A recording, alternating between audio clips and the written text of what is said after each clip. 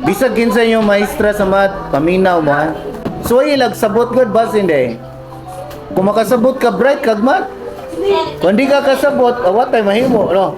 Di ba Ken? Di man gyud tanan bright sa math. Dili pwede bright tanan sa math. Kaya kung bright pa tanan sa math, tanan untan teachers ka ba mo tudlog math. Bisan kami teachers, dili may pareha og gitudlo. Ako maglisod kog tudlo anang English.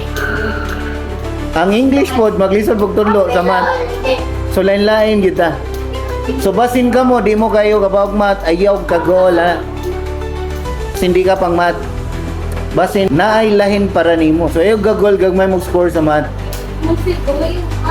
O lagi ay kagol na Genevieve kay basin mayo ka sa lain. Ngadto ka maninood, adto paningkamot. Ayaw paningkamot sa di mo kaya. Pero sa room, i-klase lang gid na kay basin na may mic math diri sa room good. So nagklase ko para ato nila. Ikaw kasabot og math, way na lagpaminaw. Basin day kasabot ka. Kung dili di pod. Ay importante buotan kasaligan.